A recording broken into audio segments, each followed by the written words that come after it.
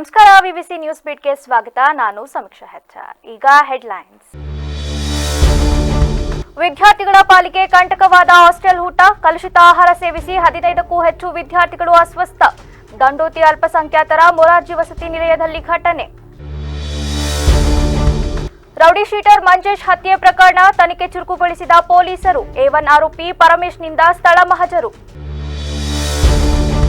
ಅರಕಲಗೂಡಿನಲ್ಲಿ ದರೋಡೆಕೋರರ ಅಟ್ಟಹಾಸ. ಕೆಲಸ ಮುಗಿಸಿ ಮನೆಗೆ ತೆರಳುತ್ತಿದ್ದ ಯುವಕನ ಮೇಲೆ ಹಲ್ಲೆ. 50,000 ನಗದು ದೋಚಿದ ದುಷ್ಕರ್ಮಿಗಳು. ರಸ್ತೆ ಬದಿ ವಾಹನಗಳ ಅತಿಕ್ರಮಣ. ಮಾಲೀಕರಿಗೆ 1 ವಾರದಲ್ಲಿ ವಾಹನ ತೆರವುಗೊಳಿಸಲು ಗಡುವು. ಇಲ್ಲವಾದರೆ ಹರಾಜು ಹಾಕುವ ಎಚ್ಚರಿಕೆ ನೀಡಿದ ಸಚಿವ ಕೃಷ್ಣ ಬೈರೇಗೌಡ.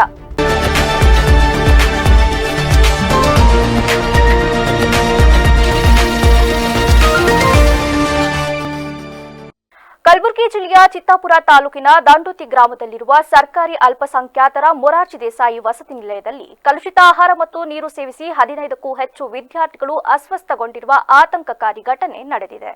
ದಂಡೋತಿ ಗ್ರಾಮದ ಮೊರಾರ್ಜಿ ದೇಸಾಯಿ ಅಲ್ಪಸಂಖ್ಯಾತರ ವಸತಿ ನಿಲಯದಲ್ಲಿ 6ರಿಂದ 10ನೇ ತರಗತಿಯ ವಿದ್ಯಾರ್ಥಿಗಳು ಹಾಸ್ಟೆಲ್ನಲ್ಲಿ ನೀಡಿದ ಅನ್ನ ಸಾಂಬಾರ್ ಸೇವಿಸಿದ ನಂತರ ವಿದ್ಯಾರ್ಥಿಗಳು ಇದ್ದಕ್ಕಿದ್ದಂತೆ ವಾಂತಿ ಮತ್ತು ಅಸ್ವಸ್ಥತೆಗೆ ಒಳಗಾಗಿದ್ದಾರೆ.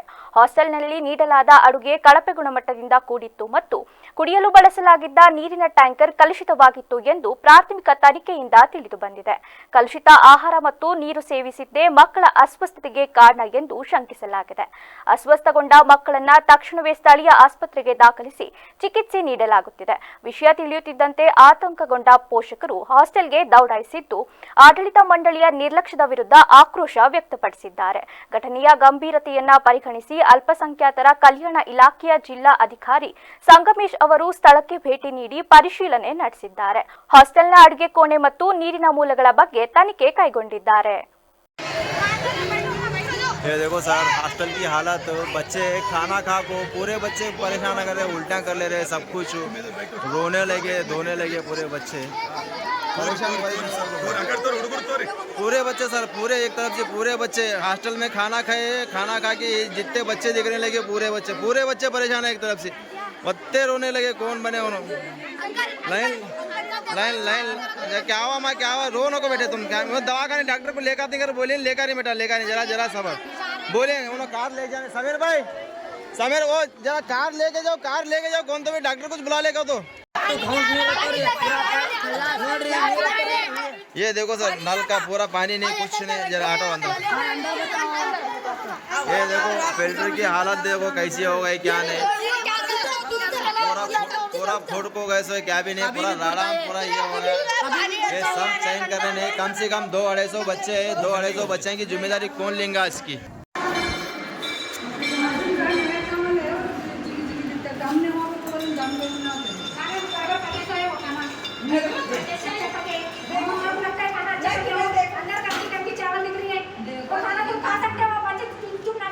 ये नहीं, वो बच्चे पूरे बच्चे नहीं, ये जो पूरे बच्चे जो 50 बच्चे जो कर रहे हैं वो नाटक कर रहे हैं उन्होंने।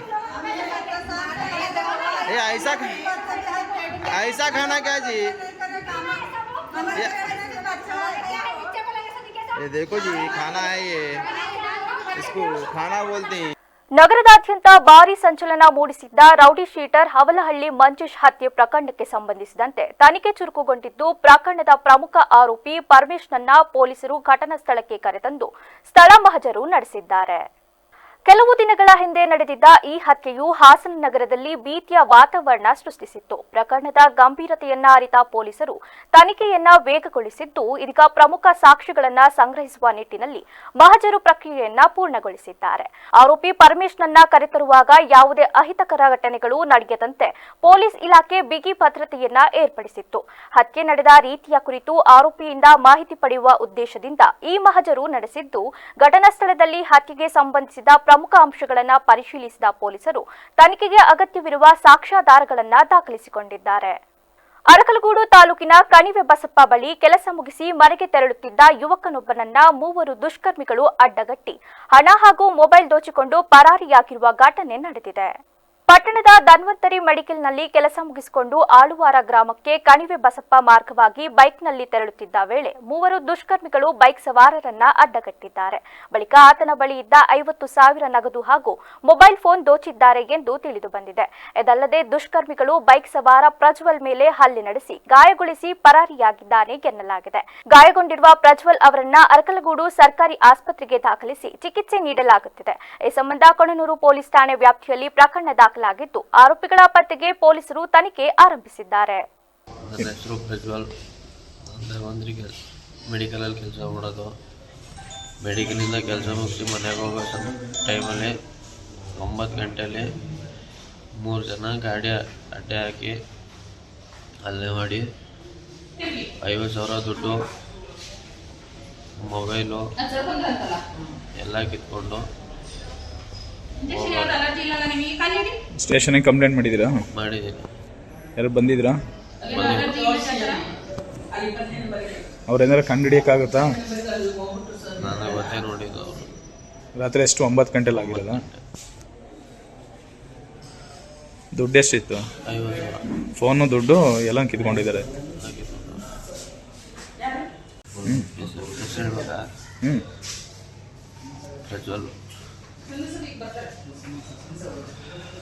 ಧನ್ವಂತರಿ ಮೆಡಿಕಲಿಂದ ಮನೆಗೆ ಹೋಗುವಾಗ ಉಳ್ಕಲ್ ಕ್ರಾಸ್ ಹತ್ರ 3 ಜನ ಅಟ್ಯಾಕ್ ಮಾಡಿ 50,000 ದುಡ್ಡು, ಮೊಬೈಲ್ ಎಲ್ಲ ನಗರದ ರಸ್ತೆಗಳು ಮತ್ತು ಸಾರ್ವಜನಿಕ ಸ್ಥಳಗಳನ್ನು ಅತಿಕ್ರಮಿಸಿಕೊಂಡು ತಿಂಗಳುಗಟ್ಟಲೆ ನಿಲ್ಲಿಸಿರುವ ವಾಹನಗಳ ತೆರವು ಕಾರ್ಯಾಚರಣೆಗೆ ಸರ್ಕಾರ ಮುಂದಾಗಿದೆ.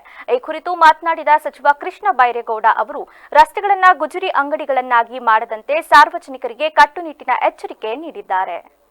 ನಗರದಾದ್ಯಂತ ಸುಮಾರು 1,581ಕ್ಕೂ ಹೆಚ್ಚು ಅನಾಥ ವಾಹನಗಳನ್ನು ಪೊಲೀಸರು ಈಗಾಗಲೇ ಗುರುತಿಸಿದ್ದು, ಈ ಪಟ್ಟಿ ದಿನದಿಂದ ದಿನಕ್ಕೆ ಹೆಚ್ಚಾಗುವ ಸಾಧ್ಯತೆ ಇದೆ. ಗುರುತಿಸಲಾದ ವಾಹನಗಳಿಗೆ ಪೊಲೀಸ್ ಇಲಾಖೆಯಿಂದ ಸ್ಟಿಕ್ಕರ್ ಅಂಟಿಸಲಾಗುತ್ತಿದ್ದು, ವಾಹನ ಮಾಲೀಕರು ಅಂತಹ ವಾಹನಗಳನ್ನು ಸ್ವಂತ ತೆರವುಗೊಳಿಸಲು 1 ವಾರದ ಕಾಲಾವಕಾಶ ನೀಡಲಾಗುತ್ತಿದೆ. ನೋಟಿಸ್ ಅವಧಿ ಮುಗಿದರೂ ವಾಹನ ತೆರವುಗೊಳಿಸದಿದ್ದರೆ ಪೊಲೀಸರು ವಾಹನವನ್ನು ಟೋಯಿಂಗ್ ಮಾಡಲಿದ್ದಾರೆ. ಮಾಲೀಕರು ಟೋಯಿಂಗ್ ಶುಲ್ಕ ಹಾಗೂ ನಿಗದಿತ ದಂಡವನ್ನು ಪಾವತಿಸಿ ವಾಹನವನ್ನು ಬಿಡಿಸಿಕೊಳ್ಳಬೇಕಾಗುತ್ತದೆ. ಟೋಯಿಂಗ್ ಮಾಡಿದ ನಂತರವೂ ನಿಗದಿತ ಅವಧಿಯಲ್ಲಿ ಮಾಲೀಕರು ವಾಹನವನ್ನ ಕ್ಲೈಮ್ ಮಾಡದಿದ್ದರೆ ಅಂತಹ ವಾಹನವನ್ನ ಸರ್ಕಾರ ಸಾರ್ವಜನಿಕ ಹರಾಜು ಹಾಕಲಿದೆ ಎಂದು ತಿಳಿಸಲಾಗಿದೆ.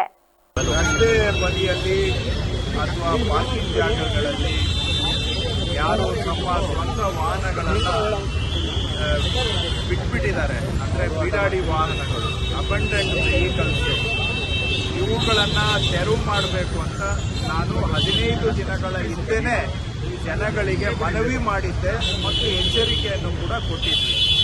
ಆದರೂ ಜನ ಅವರ ಗಾಡಿಗಳನ್ನು ರಸ್ತೆಗಳಲ್ಲಿ, ಫುಟ್ಪಾತ್ಗಳಲ್ಲಿ ಎಲ್ಲಂದ್ರೆ ಅಲ್ಲೇ ಬಿಟ್ಟು ಇದರಿಂದ ಸಾರ್ವಜನಿಕರು ಓಡಾಡೋದಕ್ಕೂ ತೊಂದರೆ ಮಾಡ್ತಾ ಇದ್ದಾರೆ. ಅಷ್ಟೇ ಅಲ್ಲ, ಜನಗಳಿಗೆ ಸೇರಿದ ಜಾಗವನ್ನು ಅವರು ಅತಿಕ್ರಮಣ ಮಾಡಿಕೊಂಡಿದ್ದಾರೆ ಸ್ವಂತಕ್ಕೆ. ಮತ್ತು ಈ ವಾಹನಗಳು ನಾವು ಇದು ತಿಂಗಳುಗಟ್ಟಲೆ ಇಲ್ಲೇ ಬಿಟ್ಟು ಹೋಗಿರ್ತಾರೆ, ಯಾರಿಗೆ ಸೇರಿತು ಅಂತ ಗೊತ್ತಿಲ್ಲ. ಇದರಿಂದ ಬೆಂಗಳೂರಿಗೆ ಜನಕ್ಕೆ ಓಡಾಡೋದಕ್ಕೂ ಕಷ್ಟ, ಮತ್ತೆ ಸಾರ್ವಜನಿಕರಿಗೆ ಸೇರಿದ ಜಾಗ ಅವರು ಸ್ವಂತಕ್ಕೆ ಅತಿಕ್ರಮಣ ಮಾಡಿಕೊಳ್ಳೋದು ಕೂಡ ಕಾನೂನು ಉಲ್ಲಂಘನೆ. ಇದಲ್ಲದೆ ಎಲ್ಲಂದ್ರೆ ಅಲ್ಲಿ ಗಾಡಿಗಳನ್ನ ಬಿಟ್ಟು ಆಕ್ಸಿಡೆಂಟ್ಗಳು ಆಗ್ತವೆ. ಆಮೇಲೆ ನೋಡೋದಕ್ಕೂ ಕೂಡ ಬೆಂಗಳೂರು ಅಸಹ್ಯವಾಗಿ ಕಾಣಲಿಕ್ಕೆ ಇದು ಒಂದು ಕಾರಣ. ನಾನು ಕಳೆದ 15 ದಿನಗಳ ಹಿಂದೆನೆ ಇದನ್ನ ಸಾರ್ವಜನಿಕವಾಗಿ ನಾವು ಎಚ್ಚರಿಕೆಯನ್ನು ಕೊಟ್ಟಿದ್ವಿ. ಈ ಬೀಡಾಡಿ ಗಾಡಿಗಳನ್ನು ನಾವು ನಿರ್ಮೂಲನೆ ಮಾಡೋ ಕಾರ್ಯಾಚರಣೆ ಮಾಡ್ತೇವೆ ಅಂತ. ಆದರೂ ಕೂಡ ಜನ ಏನು ಅದಕ್ಕೆ ಕ್ಯಾರೆ ಇಲ್ಲ ಅನ್ನೋ ರೀತಿಯಲ್ಲಿ ಗಾಡಿಗಳನ್ನ ಅಲ್ಲೇ ಬಿಟ್ಟಿದ್ದಾರೆ. ಪೊಲೀಸ್ ಇಲಾಖೆಯವರು ಈ ರೀತಿಯಾಗಿ ಸುಮಾರು 1,581 ವೆಹಿಕಲ್ಸು ರಸ್ತೆ ಬದಿಯಲ್ಲಿ ಈ ರೀತಿ ಬಿಟ್ಟಿರುವಂತಹದನ್ನು ಅವರು ಈಗಾಗಲೇ ಗುರುತಿಸಿದ್ದಾರೆ. ಅದು ಸಂಪೂರ್ಣ ಪಟ್ಟಿ ಅಂತ ನಾನು ಹೇಳಲಿಕ್ಕೆ ಹೋಗೋದಲ್ಲ, ಬಹುಶಃ ಅದರ ಸಂಖ್ಯೆ ಇನ್ನೂ ಹೆಚ್ಚಿಗೆ ಇದೆ. ಅಂತ ಗುರುತಿಸಿರುವಂತಹ ವೆಹಿಕಲ್ಸ್ನ ಈಗ ಇವತ್ತಿಂದ ನಾವು ಅದಕ್ಕೆ 1 ವಾರದ ನೋಟಿಸ್ ಅನ್ನು ಅಂಟಿಸ್ತಾ ಇದ್ದೇವೆ. 1 ವಾರದ ನೋಟಿಸ್ ಅಂಟಿಸ್ತಾ ಇದ್ದೇವೆ. ಜಂಟಿ ಕಾರ್ಯಾಚರಣೆ GBA, ಕಾರ್ಪೊರೇಷನ್ಸ್ ಹಾಗೂ ಪೊಲೀಸ್ ಇಲಾಖೆ. ಈ ನೋಟಿಸ್ ಸಚಿವ ಡಿ ಸುಧಾಕರ್ ಅವರ ಅಕಾಲಿಕ ನಿಧನದಿಂದ ತೆರವಾಗಿರುವ ಹಿರಿಯೂರು ವಿಧಾನಸಭಾ ಕ್ಷೇತ್ರದ ಉಪಚುನಾವಣೆಯ ಕಹಳೆ ಮೊಳಗುವ ಮುನ್ನವೇ ಮೈತ್ರಿ ಪಕ್ಷಗಳಾದ ಬಿಜೆಪಿ ಮತ್ತು ಜೆಡಿಎಸ್ ಪಾಳಗದಲ್ಲಿ ಟಿಕೆಟ್ಗಾಗಿ ತೀವ್ರ ಪೈಪೋಟಿ ಆರಂಭಿಸಿದೆ. ಹಿರಿಯೂರು ಕ್ಷೇತ್ರವನ್ನ ಪಡೆಯಲು ಜೆಡಿಎಸ್ ಹೈಕಮಾಂಡ್ ತೀವ್ರ ಪ್ರಯತ್ನ ನಡೆಸುತ್ತಿದ್ದು, ಮೈತ್ರಿ ಧರ್ಮ ಪಾಲನೆಯ ನಡುವೆಯೂ ಕ್ಷೇತ್ರವನ್ನ ತಮ್ಮ ಅಭ್ಯರ್ಥಿಗೆ ನೀಡಬೇಕೆಂದು ಜೆಡಿಎಸ್ ನಾಯಕರು ಬಿಜೆಪಿ ಮುಂದೆ ಪಟ್ಟು ಹಿಡಿಯುವ ಸಾಧ್ಯತೆ ದಟ್ಟವಾಗಿದೆ. ಈ ಮೂಲಕ ಹಿರಿಯೂರಿನಲ್ಲಿ ಗೆಲುವು ಸಾಧಿಸಲು ಕೇಂದ್ರ ಸಚಿವ ಎಚ್ ಡಿ ಕುಮಾರಸ್ವಾಮಿ ಅವರು ವಿಶೇಷ ಪಣ ತೊಟ್ಟಿದ್ದು, ಕ್ಷೇತ್ರದ ರಾಜಕೀಯ ಚಟುವಟಿಕೆಗಳು ಗರಿಗೆದರಿವೆ. ಮೈತ್ರಿಯ ಮೊದಲ ಮಹತ್ವದ ಸಮನ್ವಯ ಸಮಿತಿ ಸಭೆ ಇಂದು ಬೆಂಗಳೂರಿನ ಖಾಸಗಿ ಹೋಟೆಲ್ನಲ್ಲಿ ನಡೆಯಲಿದ್ದು, ಈ ಸಭೆಯು ರಾಜಕೀಯ ವಲಯದಲ್ಲಿ ತೀವ್ರ ಕುತೂಹಲ ಮೂಡಿಸಿದೆ. ಸಭೆಯಲ್ಲಿ ಕೇಂದ್ರ ಸಚಿವ ಎಚ್ ಡಿ ಕುಮಾರಸ್ವಾಮಿ, ಬಿಜೆಪಿ ರಾಜ್ಯ ಉಸ್ತುವಾರಿ ರಾಧಾ ಮೋಹನ್ ಅಗರ್ವಾಲ್ ಸೇರಿದಂತೆ ಎರಡು ಪಕ್ಷಗಳ ಹಿರಿಯ ನಾಯಕರು ಭಾಗವಹಿಸಲಿದ್ದಾರೆ ಎಂದು ಮೂಲಗಳು ತಿಳಿಸಿವೆ. ಸಭೆಯ ನಂತರ ಹಿರಿಯೂರು ಕ್ಷೇತ್ರದ ಟಿಕೆಟ್ ಯಾರ ಪಾಲಾಗಲಿದೆ ಎಂಬುದು ಸ್ಪಷ್ಟವಾಗಲಿದ್ದು, ರಾಜ್ಯ ರಾಜಕೀಯದಲ್ಲಿ ಉಪಚುನಾವಣೆ ಮಹತ್ವದ ತಿರುವು ಪಡೆಯುವ ಸಾಧ್ಯತೆ ಇದೆ. ನಗರದಲ್ಲಿ ಕಾನೂನು ಸುವ್ಯವಸ್ಥೆಯನ್ನ ಕಾಪಾಡುವ ಮತ್ತು ಅಪರಾಧ ಚಟುವಟಿಕೆಗಳಿಗೆ ಕಡಿವಾಣ ಹಾಕುವ ನಿಟ್ಟಿನಲ್ಲಿ ಬೆಂಗಳೂರು ನಗರ ಪೊಲೀಸ್ ಇಲಾಖೆ ತಡರಾತ್ರಿ ವಿಶೇಷ ಕಾರ್ಯಾಚರಣೆಯನ್ನ ನಡೆಸಿದೆ. ಕೇಂದ್ರ ವಿಭಾಗದ ಡಿಸಿಪಿ ಅಕ್ಷಯ್ ಮಚೀಂದ್ರ ನೇತೃತ್ವದಲ್ಲಿ ಕೇಂದ್ರ ಹಾಗೂ ಆಗ್ನೇಯ ವಿಭಾಗದ ಪೊಲೀಸರು ಜಂಟಿಯಾಗಿ ಈ ಕಾರ್ಯಾಚರಣೆಯನ್ನ ಕೈಗೊಂಡಿದ್ದು, ರೌಡಿಗಳು ಮತ್ತು ಅಪರಾಧಿಗಳಲ್ಲಿ ನಡುಕ ಹುಟ್ಟಿಸಿದ್ದಾರೆ. ಸುಮಾರು 400ಕ್ಕೂ ಹೆಚ್ಚು ಪೊಲೀಸ್ ಅಧಿಕಾರಿಗಳು ಮತ್ತು ಸಿಬ್ಬಂದಿ ಕಾರ್ಯದಲ್ಲಿ ಭಾಗಿಯಾಗಿದ್ದರು. ಆಡುಕೋಡಿ, ವಿಲ್ಸನ್ ಗಾರ್ಡನ್, ವಿವೇಕನಗರ, ಅಶೋಕನಗರ ಸೇರಿದಂತೆ ಕೇಂದ್ರ ವಿಭಾಗದ ವಿವಿಧ ಪೊಲೀಸ್ ಠಾಣಾ ವ್ಯಾಪ್ತಿಯಲ್ಲಿ ತಪಾಸಣೆ ನಡೆಸಲಾಗಿದೆ. ರೌಡಿ ಪಟ್ಟಿ ಹೊಂದಿರುವ ವ್ಯಕ್ತಿಗಳ ಮನೆಗಳಿಗೆ ಪೊಲೀಸರು ದಿಢೀರ್ ದಾಳಿ ಮಾಡಿದ್ದು, ಜೊತೆಗೆ ನಗರದ ಪ್ರಮುಖ ರಸ್ತೆಗಳಲ್ಲಿ ಅನುಮಾನಾಸ್ಪದವಾಗಿ ಸಂಚರಿಸುವ ವಾಹನಗಳನ್ನು ತಡೆದು ಪರಿಶೀಲನೆ ಮಾಡಿದ್ದಾರೆ. ಈ ವೇಳೆ ಪತ್ತೆಯಾದ ರೌಡಿಗಳಿಗೆ ಮತ್ತು ಅಪರಾಧ ಹಿನ್ನೆಲೆಯುಳ್ಳವರಿಗೆ ಇನ್ನು ಮುಂದೆ ಯಾವುದೇ ರೀತಿಯ ಅಕ್ರಮ ಚಟುವಟಿಕೆಗಳಲ್ಲಿ ಭಾಗಿಯಾಗದಂತೆ ಕಠಿಣ ಎಚ್ಚರಿಕೆ ನೀಡಿದ್ದಾರೆ. ಆನೇಕಲ್ ತಾಲೂಕಿನ ಬನ್ನೇರುಘಟ್ಟ ಜಿಗಣಿ ಮುಖ್ಯ ರಸ್ತೆಯಲ್ಲಿ ಎಟಿಎಂ ವಾಹನವೊಂದನ್ನು ಅಡ್ಡಗಟ್ಟಿದ ಕಿಡಿಗೇಡಿಗಳು ವಾಹನದ ಕೀ ಕಸಿದುಕೊಂಡು ಪರಾರಿಯಾಗಿರುವ ಘಟನೆ ನಡೆದಿದೆ. ರಾತ್ರಿಯ ವೇಳೆ ಎಟಿಎಂ ಕೇಂದ್ರಗಳಿಗೆ ಹಣವನ್ನ ಲೋಡ್ ಮಾಡಲು ವಾಹನವು ತೆರಳುತ್ತಿದ್ದ ವೇಳೆ ಬನ್ನೇರುಘಟ್ಟ ಜಿಗಣಿ ಮುಖ್ಯ ರಸ್ತೆಯಲ್ಲಿ ವಾಹನವು ಯೂ ಟರ್ನ್ ತೆಗೆದುಕೊಳ್ಳುತ್ತಿದ್ದಾಗ ಬೈಕ್ನಲ್ಲಿ ಬಂದ ಕಿಡಿಗೇಡಿಗಳು ವಾಹನಕ್ಕೆ ಬೈಕ್ ಟಚ್ ಆಗಿದೆ ಎಂದು ನೆಪವೊಡ್ಡಿ ದಾರಿ ಮಧ್ಯೆಯೇ ವಾಹನವನ್ನು ತಡೆದು ನಿಲ್ಲಿಸಿದ್ದಾರೆ. ನಂತರ ಚಾಲಕ ಹಾಗೂ ಸಿಬ್ಬಂದಿಯೊಂದಿಗೆ ವಾಗ್ವಾದಕ್ಕಿಳಿದ ಆರೋಪಿಗಳು ಸ್ಥಳದಲ್ಲಿದ್ದ ಜನರು ಜಮಾಯಿಸುತ್ತಿದ್ದಂತೆ ಗೊಂದಲದ ಲಾಭ ಪಡೆದು ಎಟಿಎಂ ವಾಹನದ ಕೀಯನ್ನ ಕಸಿದುಕೊಂಡು ಸ್ಥಳದಿಂದ ಪರಾರಿಯಾಗಿದ್ದಾರೆ. ವಾಹನದಲ್ಲಿದ್ದ 1.79 ಕೋಟಿ ರೂಪಾಯಿ ಲೂಟಿ ಮಾಡುವ ಉದ್ದೇಶದಿಂದಲೇ ಕಿಡಿಗೇಡಿಗಳು ಈ ದುಷ್ಕೃತ್ಯ ಎಸಗಿದ್ದಾರೆ ಎಂದು ಪ್ರತ್ಯಕ್ಷದರ್ಶಿಗಳು ಶಂಕೆ ವ್ಯಕ್ತಪಡಿಸಿದ್ದಾರೆ. ನಡು ರಸ್ತೆಯಲ್ಲಿ ವಾಹನ ಅಡ್ಡಗಟ್ಟಿ ಕಿರಿಕ್ ಮಾಡುತ್ತಿರುವ ಮತ್ತು ಆರೋಪಿಗಳು ಪರಾರಿಯಾಗುತ್ತಿರುವ ದೃಶ್ಯಗಳು ಸಾಮಾಜಿಕ ಜಾಲತಾಣದಲ್ಲಿ ಭಾರಿ ವೈರಲ್ ಆಗಿವೆ. ಪೊಲೀಸರು ಬಂದಿದ್ದಾರೆ. ಬನ್ನೇರುಘಟ್ಟ ರಸ್ತೆ ಮೇನ್ ರೋಡ್ ಅಲ್ಲಿ ಈ ಗಾಡಿ ಏನ್ ಮಾಡ್ತಾ ಇದೆ, ಈ ಕಡೆ ಯೂ ಟರ್ನ್, ಆ ಕಡೆ ಆ ರೋಡ್ ಇಂದ ಬಂದು ಯೂ ಟರ್ನ್ ಮಾಡಕ್ ಹೋಗಿದೆ. ಆ ಕಡೆಯಿಂದಾನೆ 1 ಟೂ ವೀಲರ್ ಬಂದಿದೆ. ಲೈಟ್ ಆಗಿ ಟಚ್ ಆಗಿದ್ದಕ್ಕೆ ಬಂದು ಡೋರ್ ತೆಗೆದು ಕೀ ಕಿತ್ಕೊಂಡು ಹೋಗಿದ್ದಾನೆ. ಇವರು ಗಾಡಿ ಡ್ರೈವರ್ ಡ್ರೈವರ್ ಅಲ್ಲೊಬ್ಬ ಪ್ಯಾಸೆಂಜರ್ ಲೈಕ್ ಟ್ರಕ್ ಅಲ್ಲಿದ್ರು. ಸೆಂಟ್ರಲ್ಲಿ ಯಾರೋ ಒಬ್ರು ಬಂದ್ಬಿಟ್ಟು ಗಾಡಿ ಬೀಗ ಕಿತ್ಕೊಂಡು ಹೋಗ್ಬಿಟ್ಟವ್ರು. ಇದರದು ಎಟಿಎಂ ಗಾಡಿ ಇದು. ನಾವು ಈ ಕಡೆಯಿಂದ ಬರ್ತಿದ್ವಿ, ಸಡನ್ ಗಾಡಿ ಸೆಂಟ್ರಲ್ಲಿ ಬಂದು ಯಾರೋ ಏನೋ ಒಂದು ಇನ್ಸಿಡೆಂಟ್ ಮಾಡಕ್ ನೋಡಿದ್ದಾರೆ. ಬಟ್ ಜನ ತೀರದ ವ್ಯಕ್ತಿಯಿಂದ ಓಡೋಗ್ಬಿಟ್ಟವ್ರೆ. ಹೇಳಿದೀನಿ, ಇನ್ಫಾರ್ಮ್ ಮಾಡಿದೀನಿ ಪೊಲೀಸರಿಗೆಲ್ಲ, ಬರ್ತಿದ್ದಾರೆ ಪೊಲೀಸರು ಬಂದಿದ್ದಾರೆ.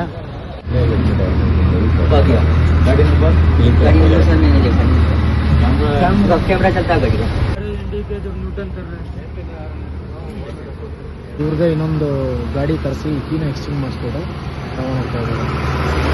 ನಗರದ ಬೆಳ್ಳಂದೂರಿನ ವರ್ಸ್ ಪಾರ್ಕ್ ಫುಡ್ ಅಪಾರ್ಟ್ಮೆಂಟ್ ಮುಂಭಾಗ ಓವರ್ಟೇಕ್ ವಿಚಾರಕ್ಕೆ ಬೈಕ್ ಟ್ಯಾಕ್ಸಿ ಚಾಲಕ ಮತ್ತು ಆಟೋ ಚಾಲಕನ ನಡುವೆ ನಡೆದ ವಾಗ್ವಾದ ಕ್ಷಣಾರ್ಧದಲ್ಲೇ ಮಾರಾಮಾರಿಯಾಗಿ ಪರಿಣಮಿಸಿದ ಘಟನೆ ನಡೆದಿದೆ. ಕ್ಷುಲ್ಲಕ ವಿಚಾರಕ್ಕೆ ಆರಂಭವಾದ ಮಾತಿನ ಚಕಮಕಿ ತೀವ್ರ ಸ್ವರೂಪ ಪಡೆದು ಇಬ್ಬರು ಪರಸ್ಪರ ಹಲ್ಲೆ ನಡೆಸಿಕೊಂಡಿದ್ದಾರೆ. ಹೊಡೆದಾಟದಲ್ಲಿ ಇಬ್ಬರಿಗೂ ಗಾಯಗಳಾಗಿದ್ದು ರಕ್ತಸ್ರಾವವೂ ಸಂಭವಿಸಿರುವುದಾಗಿ ತಿಳಿದು ಬಂದಿದೆ. ಘಟನೆಯ ವೇಳೆ ಸ್ಥಳದಲ್ಲಿದ್ದವರು ಮೊಬೈಲ್ನಲ್ಲಿ ವಿಡಿಯೋ ಚಿತ್ರೀಕರಿಸಿದ್ದು, ಇದೀಗ ಅದು ಸಾಮಾಜಿಕ ಜಾಲತಾಣಗಳಲ್ಲಿ ವೈರಲ್ ಆಗಿ ವ್ಯಾಪಕ ಚರ್ಚೆಗೆ ಕಾರಣವಾಗಿದೆ. ಇಬ್ಬರ ಹೊಡೆದಾಟ ತೀವ್ರಗೊಳ್ಳುತ್ತಿದ್ದಂತೆ ಸ್ಥಳದಲ್ಲಿದ್ದ ಸಾರ್ವಜನಿಕರು ಮಧ್ಯಪ್ರವೇಶಿಸಿ ಪರಿಸ್ಥಿತಿಯನ್ನ ನಿಯಂತ್ರಿಸಿ ಜಗಳವನ್ನ ನಿಲ್ಲಿಸಿದ್ದು, ಬಳಿಕ ಪರಿಸ್ಥಿತಿ ತಿಳಿಗೊಂಡಿದೆ.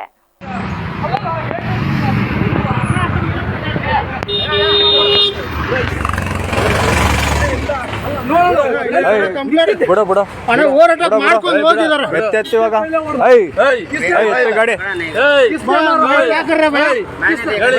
ತೆಗೆ ತೆಗೆ ನಡಿ ನಡಿ ನಡಿ ಏನ್ ಕೊಡಕ್ ಹೋದ್ರಿ ನೀವು ಅಣ್ಣ ಏನು ಅಣ್ಣ ಅಮ್ಮನ ಅಕ್ಕನ ಅಣ್ಣ ಯಾಕೆ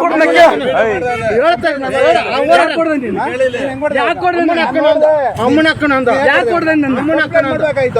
ಹೇಳ್ತಾ ಇದೀನಿ ಹೋಗೋಣ ಅಮ್ಮನ ಅಕ್ಕನ ಕೀ ಎಲ್ಲ ಹೇಳ್ತಾ ಇದ್ದೀನಿ ಇಲ್ಲ ಯಾರು ಯಾರು ಮಾಡಿದ್ ನೀನೇನೆ ನಾನು ಹಿಂಗ್ ತಾನೇ ವಿಡಿಯೋಗಳು ಇದಾವಲ್ಲ ಚೆಕ್ ಮಾಡಿಸಿ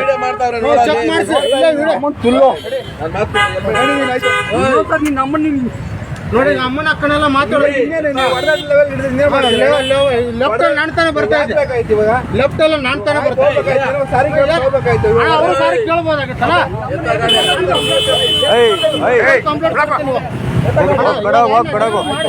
ಕಂಪ್ಲೇಂಟ್ ಕೊಡೋಗು ನಗರದ ಟಾಟಾ ನಗರದಲ್ಲಿ ರಸ್ತೆ ಬದಿ ನಡೆದುಕೊಂಡು ಹೋಗುತ್ತಿದ್ದ ಮಹಿಳೆಯೊಬ್ಬರು ಕುದಲಳಿಯ ಅಂತರದಲ್ಲಿ ಭೀಕರ ಅಪಘಾತದಿಂದ ಪಾರಾಗಿರುವ ಘಟನೆ ವರದಿಯಾಗಿದೆ. ಈ ಆತಂಕಕಾರಿ ದೃಶ್ಯ ಸಿಸಿಟಿವಿ ಕ್ಯಾಮೆರಾದಲ್ಲಿ ಸೆರೆಯಾಗಿದ್ದು ಸಾಮಾಜಿಕ ಜಾಲತಾಣಗಳಲ್ಲಿ ವೈರಲ್ ಆಗಿದೆ. ಮಹಿಳೆಯೊಬ್ಬರು ರಸ್ತೆಯ ಬದಿಯಲ್ಲಿ ನಿಧಾನವಾಗಿ ನಡೆದುಕೊಂಡು ಹೋಗುತ್ತಿದ್ದರು. ಈ ವೇಳೆ ಚಾಲಕನ ನಿಯಂತ್ರಣ ತಪ್ಪಿ ಬೊಲೆರೋ ಪಿಕಪ್ ವಾಹನ ರಸ್ತೆ ಪಕ್ಕದಲ್ಲಿ ಪಾರ್ಕ್ ಮಾಡಿದ್ದ ಕಾರಿಗೆ ವೇಗವಾಗಿ ಬಂದು ಡಿಕ್ಕಿ ಹೊಡೆದಿದೆ. ಡಿಕ್ಕಿಯ ರಭಸಕ್ಕೆ ಬೊಲೆರೋ ವಾಹನ ಕಾರಿನ ಬಾನೆಟ್ ಮೇಲೆ ಹತ್ತಿದೆ. ಮಹಿಳೆ ಈ ಸ್ಥಳವನ್ನ ದಾಟಿ ಹೋದ ಕೆಲವೇ ಸೆಕೆಂಡುಗಳಲ್ಲಿ ಈ ಘಟನೆ ನಡೆದಿದ್ದು ಅದೃಷ್ಟವಶಾತ್ ಮಹಿಳೆ ಪ್ರಾಣಾಪಾಯದಿಂದ ಪಾರಾಗಿದ್ದಾರೆ. ಈಗ ಮತ್ತೊಮ್ಮೆ ಹೆಡ್ಲೈನ್ಸ್. ವಿದ್ಯಾರ್ಥಿಗಳ ಪಾಲಿಗೆ ಕಂಟಕವಾದ ಹಾಸ್ಟೆಲ್ ಊಟ, ಕಲುಷಿತ ಆಹಾರ ಸೇವಿಸಿ 15ಕ್ಕೂ ಹೆಚ್ಚು ವಿದ್ಯಾರ್ಥಿಗಳು ಅಸ್ವಸ್ಥ. ದಂಡೋತಿ ಅಲ್ಪಸಂಖ್ಯಾತರ ಮೊರಾರ್ಜಿ ವಸತಿ ನಿಲಯದಲ್ಲಿ ಘಟನೆ. ರೌಡಿ ಶೀಟರ್ ಮಂಜೇಶ್ ಹತ್ಯೆ ಪ್ರಕರಣ ತನಿಖೆ ಚುರುಕುಗೊಳಿಸಿದ ಪೊಲೀಸರು. A1 ಆರೋಪಿ ಪರಮೇಶ್ನಿಂದ ಸ್ಥಳ ಮಹಜರು. ಅರಕಲಗೂಡಿನಲ್ಲಿ ದರೋಡೆಕೋರರ ಅಟ್ಟಹಾಸ, ಕೆಲಸ ಮುಗಿಸಿ ಮನೆಗೆ ತೆರಳುತ್ತಿದ್ದ ಯುವಕನ ಮೇಲೆ ಹಲ್ಲೆ, 50,000 ನಗದು ದೋಚಿದ ದುಷ್ಕರ್ಮಿಗಳು. ರಸ್ತೆ ಬದಿ ವಾಹನಗಳ ಅತಿಕ್ರಮಣ, ಮಾಲೀಕರಿಗೆ 1 ವಾರದಲ್ಲಿ ವಾಹನ ತೆರವುಗೊಳಿಸಲು ಗಡುವು, ಇಲ್ಲವಾದರೆ ಹರಾಜು ಹಾಕುವ ಎಚ್ಚರಿಕೆ ನೀಡಿದ ಸಚಿವ ಕೃಷ್ಣ ಬೈರೇಗೌಡ. ಕ್ಷಣ ಕ್ಷಣದ ಸುದ್ದಿಗಾಗಿ ನೋಡ್ತಾ ಇರಿ ವಿವಿಸಿ ಟಿವಿ, ಸತ್ಯದ ಕಡೆ ನಮ್ಮ ನಡೆ.